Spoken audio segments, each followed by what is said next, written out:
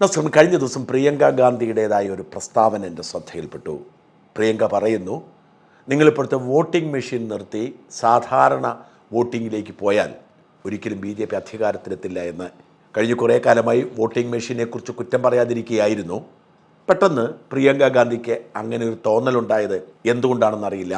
പ്രിയങ്കയും രാഹുൽ ഗാന്ധിയും മാത്രമല്ല, കോൺഗ്രസ് നേതാക്കളും കമ്മ്യൂണിസ്റ്റ് നേതാക്കളുമൊക്കെ വോട്ടിംഗ് മെഷീനെക്കുറിച്ച് മാത്രമല്ല BJPയുടെ തുടർച്ചയായ തെരഞ്ഞെടുപ്പ് വിജയത്തെക്കുറിച്ചൊക്കെ ഇങ്ങനെ ജനാധിപത്യത്തെ അട്ടിമറിച്ചാണ് എന്ന് പറഞ്ഞ് പ്രസംഗിക്കുന്നത് കേൾക്കാറുണ്ട്, കാണാറുണ്ട്. എന്നാൽ യാഥാർത്ഥ്യം എന്താണ്? ഒരു രാഷ്ട്രീയ പാർട്ടി എങ്ങനെ പ്രവർത്തിക്കണം? ആ രാഷ്ട്രീയ പാർട്ടിയിലെ കഴിവുള്ള നേതാക്കളെ എങ്ങനെ കണ്ടെത്തി അവരെ വളർത്തിക്കൊണ്ടുവരണം? എങ്ങനെയാണ് പാർട്ടിയുടെ ജനാധിപത്യം സംരക്ഷിക്കേണ്ടത്? അതേസമയം ജനാധിപത്യത്തിൻ്റെ പേര് പറഞ്ഞ് വഴിയെ പോകുന്നവരെല്ലാം ചെണ്ടയായി മാറുന്നതിന് പകരം പാർട്ടിയുടെ നിയന്ത്രണം എങ്ങനെ നിലനിർത്തണം? ഇതൊക്കെ എല്ലാ രാഷ്ട്രീയ പാർട്ടികളും BJPയെ കണ്ടു പഠിക്കണം. ഏതെങ്കിലും ഒരു അധികാര കേന്ദ്രം ഒരു രാഷ്ട്രീയ പാർട്ടിയിൽ രൂപപ്പെട്ടാൽ അവർക്കിഷ്ടമുള്ളതൊക്കെ ചെയ്യുന്ന നമ്മുടെ പരമ്പരാഗത രീതിയിൽ നിന്ന് മാറി അധികാര കേന്ദ്രം നിലനിൽക്കുമ്പോൾ തന്നെ ആ അധികാര കേന്ദ്രത്തിന് എല്ലായിടത്തും ഒരു കണ്ണും നിയന്ത്രണവും ഉള്ളപ്പോൾ തന്നെ പുതിയ പുതിയ ആളുകളെ കണ്ടെത്തി പാർട്ടിയുടെ നേതൃനിരയിലേക്ക് കൊണ്ടുവരാനുള്ള ഈ ശുഷ്കാന്തി ആദരിക്കപ്പെടണം. BJPയുടെ പുതിയ വർക്കിംഗ് പ്രസിഡന്റ് നിയമനം മാത്രം എടുക്കുക.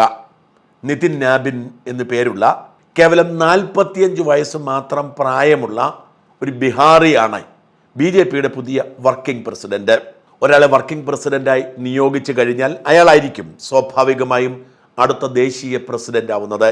ഒരു കാര്യം മാത്രം ആലോചിക്കുക, നിതിൻ നാബിനേക്കാൾ പ്രശസ്തരായ എത്ര നേതാക്കൾ BJP എന്ന രാഷ്ട്രീയ പാർട്ടിക്കുണ്ട്?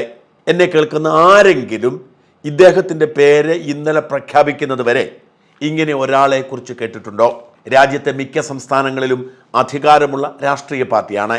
അവിടെയെല്ലാം മുഖ്യമന്ത്രിമാരും മുൻ മുഖ്യമന്ത്രിമാരുമായി BJPക്ക് ഒരു 50 നേതാക്കളെങ്കിലുമുണ്ട്. കേന്ദ്രമന്ത്രിമാരും മുൻ കേന്ദ്രമന്ത്രിമാരുമായി ഒരു 200 പേരെങ്കിലുമുണ്ട്. BJPയുടെ സംസ്ഥാന അധ്യക്ഷന്മാരും മുൻ അധ്യക്ഷന്മാരുമായി ഏതാണ്ട് 200-300 പേരെങ്കിലുമുണ്ട്. എന്ന് വെച്ചാൽ ബീഹാറിലെ ഒരു സാധാരണ മന്ത്രിയായ നിതിൻ നാബിനേക്കാൾ പേരും പെരുമയുമുള്ള 1000 പേരെങ്കിലും കുറഞ്ഞത് BJPക്കുണ്ടാവും. എന്നാൽ അവരെ ആരെയുമല്ല നിതിൻ നാബി എന്ന 45 വയസ്സുള്ള ബീഹാറിയെയാണ് BJPയുടെ പുതിയ ദേശീയ അധ്യക്ഷനായി നോമിനേറ്റ് ചെയ്തത്. പതിവ് പോലെ BJPയുടെ പുതിയ ദേശീയ അധ്യക്ഷൻ ആരെ എന്നതിനെക്കുറിച്ച് നമ്മുടെ മാധ്യമങ്ങൾ കഴിഞ്ഞ കുറേ കാലമായി വാർത്തകൾ എഴുതിക്കൊണ്ടിരിക്കുന്നു. ഏറ്റവും ഒടുവിൽ ഞാൻ കണ്ടത് കേന്ദ്ര ധനകാര്യമന്ത്രി നിർമ്മല സീതാരാമനായിരിക്കും പുതിയ BJP ദേശീയ പ്രസിഡന്റ് എന്നാണ്. നിർമ്മല സീതാരാമനിലൂടെ BJP ആദ്യമായി ഒരു വനിതയെ ദേശീയ പ്രസിഡന്റാക്കി മാതൃക കാട്ടും എന്ന തരത്തിൽ ഒരു പോസിറ്റീവ് ന്യൂസാണ് കണ്ടത്. അല്ലെങ്കിൽ പുരന്ദരാദേവിയെ പ്രസിഡന്റാക്കി BJP ഞെട്ടിക്കുമെന്ന് കേട്ടു. അതിനു മുൻപ് നമ്മൾ എത്രയോ പേരുകൾ കേട്ടിട്ടുണ്ട്.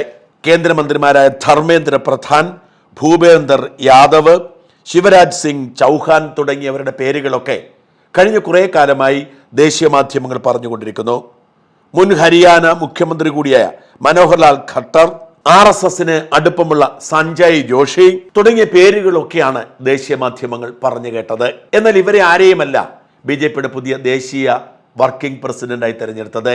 നിതിൻ നാബിൻ എന്ന പാറ്റ്നക്കാരനായ ഒരു 45 വയസ്സുകാരനെ.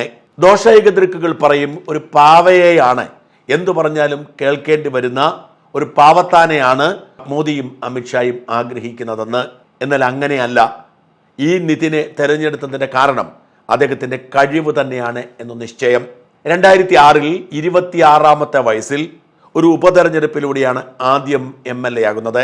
പിന്നീട് തുടർച്ചയായി 4 വർഷം കൂടി, അതായത് 5ാം തവണ 2025 ബീഹാർ തെരഞ്ഞെടുപ്പിൽ നിതിൻ MLA ആയി തെരഞ്ഞെടുക്കപ്പെട്ടു. ഇപ്പോൾ നിതീഷ് കുമാർ മന്ത്രിസഭയിലെ പൊതുമരാമത്ത് വകുപ്പ് മന്ത്രിയാണ്.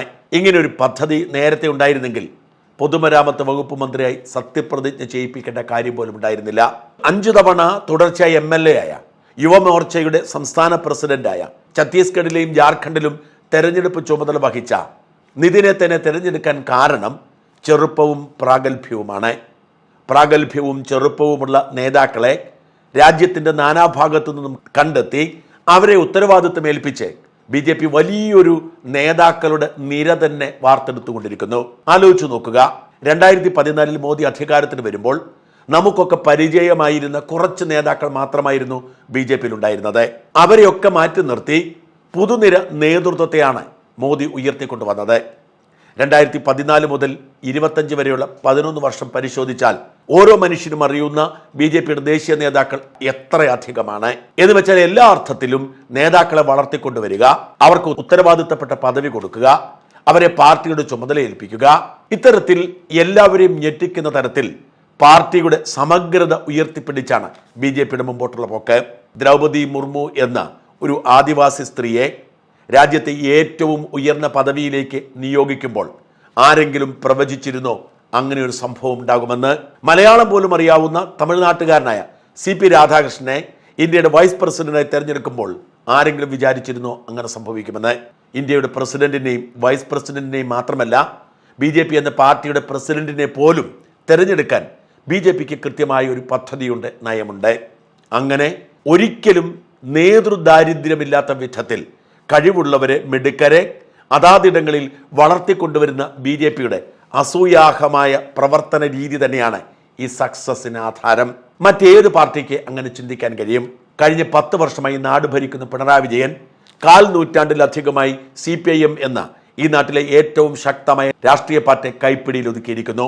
പിണറായിയുടെ ക്രോണികൾ മാത്രമാണ് സർക്കാരിലും പാർട്ടിയിലുമുള്ളത്. പാർട്ടി സെക്രട്ടറിക്ക് പോലും ശബ്ദമില്ല. പിണറായി വിജയന്റെ മരുമകനെ മന്ത്രിസഭയിൽ ഉൾപ്പെടുത്തുക, ഏറ്റവും സുപ്രധാനമായ പദവി കൊടുക്കുക, ഇതാണ് CPM എന്ന് പറയുന്ന രാഷ്ട്രീയ പാർട്ടിയുടെ അവസ്ഥ. കോൺഗ്രസിന്റെ കാര്യം ഓർക്കുക. സ്വാതന്ത്ര്യം കിട്ടിയപ്പോൾ അധികാരം പാരമ്പര്യമായി ലഭിച്ചതാണ് ജവഹർലാൽ നെഹ്റുവിനെ.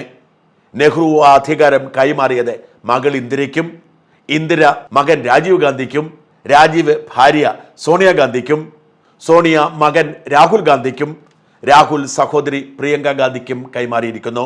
എത്രയോ കാലമായി നെഹ്റു കുടുംബത്തിന്റെ കയ്യിലാണ് കോൺഗ്രസ് എന്ന പാർട്ടിയുടെ ചരട്. രാഷ്ട്രീയ ഭൗതിക സാഹചര്യം കൊണ്ട് ചില നേതൃമാറ്റങ്ങളൊക്കെ ഉണ്ടായാലും അതിന്റെ കടിഞ്ഞാൺ എപ്പോഴും നെഹ്റു കുടുംബത്തിന്റെ കയ്യിലാണ്. ഉദാഹരണത്തിന് ഇപ്പോൾ കർണാടകയിലെ ഒരു ദളിത് നേതാവായ ഖാർഗെയാണ് AICC പ്രസിഡന്റ് എങ്കിലും പാർട്ടിയുടെ കടിഞ്ഞാനിരിക്കുന്നത് രാഹുൽ ഗാന്ധിയുടെ കയ്യിലാണ്. രാഹുലുമായി ചേർന്ന് നിൽക്കുന്ന കുറച്ചു പേരുടെ കൈകളിലേക്ക് നേതൃത്വം ചുരുങ്ങിപ്പോയിരിക്കുന്നു. സ്വന്തമായ അഭിപ്രായമുള്ള മിടുക്കരായ രാഷ്ട്രീയ നേതാക്കളൊക്കെ പടിപടിയായി പാർട്ടിക്ക് പുറത്താവുന്നു. പുതുതായി ഒരു നേതാവിനും വളർന്നു വരാൻ സാഹചര്യം ഒരുക്കി കൊടുക്കുന്നില്ല. രാഹുലിനേക്കാൾ മിടുക്കനെന്ന് തോന്നലുണ്ടായാൽ അത് ശശി തരൂർ ആണെങ്കിലും പുറത്താവും. കഴിവും പ്രാഗൽഭ്യവുമല്ല, നെഹ്റു കുടുംബത്തോടുള്ള വിശ്വസ്തതയും വാത്സല്യവുമാണ് കോൺഗ്രസ് പാർട്ടിയുടെ പ്രധാന മാനദണ്ഡം. എന്നിട്ട് BJP-യെ കുറ്റം പറഞ്ഞിട്ട് എന്തെങ്കിലും കാര്യമുണ്ടോ? പ്രധാനമന്ത്രി നരേന്ദ്രമോദിയുടെ സഹോദരി കഴിഞ്ഞ ദിവസം വാരണാസിയിൽ ഗംഗയിൽ കുളിക്കാൻ പോയതിൻ്റെ ഒരു വീഡിയോ ദൃശ്യം കണ്ടു. ഗംഗയിലേക്ക് അവർ പോകുന്നതിന് മുന്നോടിയായി പടിയിലിരിക്കുകയാണ്. ഒരു സുരക്ഷാ സൗകര്യവും അവർക്കില്ല. അവർ പ്രധാനമന്ത്രിയുടെ സഹോദരിയാണ് എന്ന് പോലും ഏതൊരു യൂട്യൂബർ തിരിച്ചറിഞ്ഞ് അവരുടെ ഇന്റർവ്യൂ എടുത്തപ്പോഴാണ് ലോകമറിയുന്നത്. അവരാവട്ടെ പദവിയിൽ അധികമൊന്നും ആഹ്ലാദിക്കുന്നില്ല. ആരോ വന്ന് ചോദിച്ചു, അതിന് ഉത്തരം പറഞ്ഞു, അവരവരുടെ ജോലി നിർവഹിച്ചു പോയി. പ്രധാനമന്ത്രിക്ക് അനേകം സഹോദരി സഹോദരന്മാരുണ്ട്. അവരൊക്കെ ഈ രാജ്യത്ത് തന്നെയുണ്ട്. അവരൊക്കെ ആരാണ്, അവർക്കൊക്കെ എന്ത് പദവിയാണുള്ളത് എന്ന് നമുക്കാർക്കും അറിഞ്ഞുകൂടാ. പ്രധാനമന്ത്രിയുടെ കാര്യം മാത്രമല്ല, BJP-യെ നയിക്കുന്ന പ്രധാനപ്പെട്ട നേതാക്കളിൽ 1-2 പേരുടെ മക്കൾ ചില അധികാര കേന്ദ്രങ്ങളിൽ ഉണ്ട് എന്ന് നമുക്കറിയാമെന്നല്ലാതെ ആരെക്കുറിച്ചും ആരും സംസാരിക്കുന്നില്ല. BJP എന്ന രാഷ്ട്രീയ പാർട്ടി അങ്ങനെയാണ്. അവർ പുതിയ നേതാക്കളെ കണ്ടുപിടിക്കുന്നു, ചെറുപ്പക്കാരെ ഉയർത്തിക്കൊണ്ടുവരുന്നു, അവിശ്വസനീയമായ രീതിയിൽ പലർക്കും ഉന്നത പദവി കൊടുക്കുന്നു, അവർക്ക് അംഗീകാരം കൊടുക്കുന്നു. ഈ അടുത്ത കാലത്ത് വടക്കുകിഴക്കൻ സംസ്ഥാനങ്ങളിൽ തെരഞ്ഞെടുപ്പ് കഴിഞ്ഞപ്പോൾ അവിടുത്തെ മുഖ്യമന്ത്രിയെ തെരഞ്ഞെടുത്തത് പോലും മന്ത്രിയാകുമെന്ന് പോലും ഉറപ്പില്ലാത്ത ഒരാളെ ആയിരുന്നു. അയാൾ ഞെട്ടിപ്പോയി എന്ന് വാർത്ത കേട്ടു. ഇത്തരത്തിൽ ജനാധിപത്യം സംരക്ഷിച്ചുകൊണ്ട് BJP എന്ന രാഷ്ട്രീയ പാർട്ടി അവരുടെ ഉള്ളിൽ ചില മാറ്റങ്ങൾ വരുത്തുമ്പോൾ അവരെക്കുറിച്ച് അസൂയപ്പെട്ടിട്ടോ കുറ്റം പറഞ്ഞിട്ടോ അവർ വംശഹത്യ നടത്തുന്നു, ഫാസിസമാണ് എന്ന് പറഞ്ഞിട്ടോ ഒന്നും കാര്യമില്ല. ഇത് വോട്ട് ചേരിയുടെയോ വോട്ടിംഗ് മെഷീൻ്റെയോ പ്രശ്നമല്ല. നേരെ മറിച്ച് മറ്റുള്ളവരെ വളർത്തിക്കൊണ്ടുവരാനുള്ള ഇൻക്ലൂസീവായിട്ടുള്ള ജനാധിപത്യ ബോധത്തിൻ്റെ പ്രശ്നമാണ്.